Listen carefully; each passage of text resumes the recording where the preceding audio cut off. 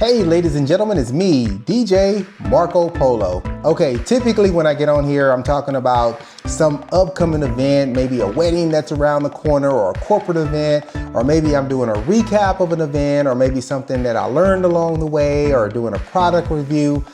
Today, I'm going to talk about an epic fail, and that is a situation in which Diana and I did not win the client's business, and we were not selected to be their wedding DJ and MC. Whew, that did not feel good. But let me tell you about this, because at the end of the day, I'm okay with this. So we know this business is all about referrals, right? It's not what you know, it's who you know, and more importantly, who knows you. Well, there was someone we've known for a long time. They had a family member that was getting married. And they said, hey, I see you and Diana on social media. I see you guys are focusing on weddings, and what I've seen so far looks amazing. I think we want to hire you. I'm going to put you in touch with my family member's planner and see if we can get the ball rolling. And I'm like, okay, cool. So I find out the planner's name. I start doing some research online. I find out that this person is pretty reputable, right? They're known in the region. And I'm thinking, okay, cool. We're gonna knock this out the park. And not only will this be a success, but hopefully we'll start to work with this planner in the future, and they'll start sending us some referrals. So I'm like, okay, cool. This is gonna be absolutely fantastic. So we get on the phone call. I schedule a call with this planner, and we're talking. And I'm excited. But I go right into like my questionnaire. I'm like, hey, let's talk about the event.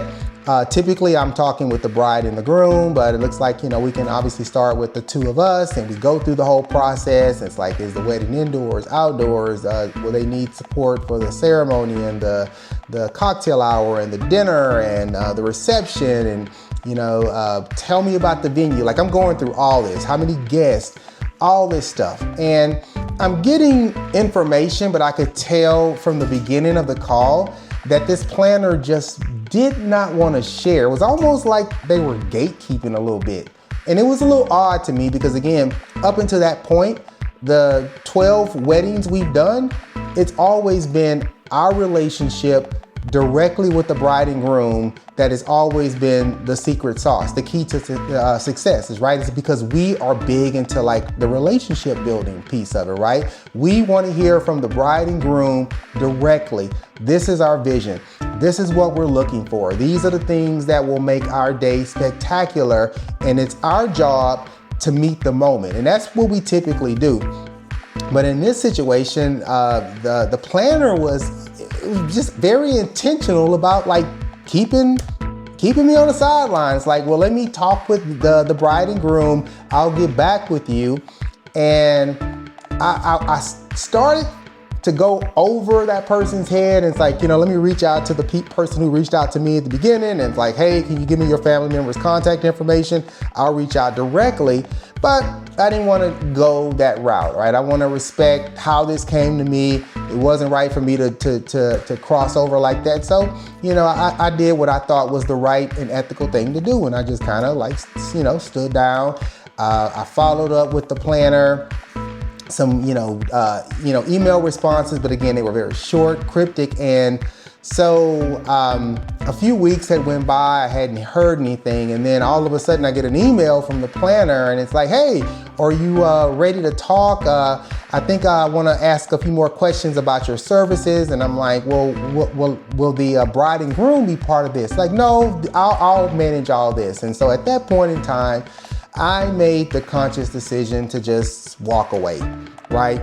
It could have been a $2,500, $3,000 payday, but something about how this was all going down just did not feel right by me. My wife and I, we are a husband and wife couple. We do this business together. And as I mentioned a few moments ago, the secret to our success is the fact that we make a connection with the bride and the groom. We want to know the bride and groom. We want to understand their vision. We want to hear what's going to make their day special and memorable. And we want to be a part of that. And so in this scenario where I felt like the planner was just intentionally keeping us kind of on the sidelines so everything filters through them. Listen, as I mentioned before, this person is widely successful in the area, and I'm certain that their model in terms of how they work with vendors, it works for a lot of people. Just didn't really work for me. That's not our value prop. Our value prop is based on differentiation, professionalism, presentation, connection. Those are the things that are the principles and the value prop of DJ Marco Polo Entertainment. So when I wasn't able to make that connection, my wife wasn't able to make that connection, we just thought it best to cut ties, because what I saw happening was going down this path, something was going to go awry. And because I did not know directly from the bride or from the groom what they were looking for, if something were to go awry, my wife and I could not call an audible. We could not make a spur of the moment decision, because we were only given the information in that scenario. We would have only been given what this planner would have shared with us. And that's just not what we do. This may not be a sentiment or an opinion that other DJs may share, but for me, the way we do business at DJ Marco Polo Entertainment, we have to make that connection. So even when we get leads on the website or the Knot or Wedding Wire, one of our first call to actions before we really move forward, we'll give them basic information, or we'll send over a questionnaire. But before we feel like we're going to move forward with a wedding or take on a gig, I hate to call it a gig, we have to make that connection. It's a non-negotiable for us. And for some people, hey, they're okay with it. And I'm nothing wrong with that whatsoever. But the way we do business, yeah, we have to make a connection with the bride and groom. It's just part of our process. We take pride. We spend most of our weddings, we probably meet with the bride and groom 7 to 10 times. We make certain to walk the venue with the bride and groom. I think there's been maybe 1 or 2 situations where we just couldn't, but even then we still went out and walked the venue. We need to understand what to expect so we don't have to make these last minute decisions once we get there. So again, I'm just want to know, like, how would you handle that situation? If you ran into a wedding planner and they were basically trying to keep you boxed out and give you zero access to the bride and groom, would you be okay with that? Or would you just take the check and be like, hey, $2,000 is $2,000? Listen, again, everybody has their own way of doing business. So if you would take the money, hey, more power to you. But at the end of the day, our credibility, our reputation is paramount. And part of that success is being able to understand the vision of the bride, the vision of the groom, having that connection point with the officiant. So when I walk up into the ceremony on wedding day, I'm not asking who is the officiant. I'm saying, hey, where's John, the officiant? Because again, we've made these connections. We've done our own work. Again, it's part of our process.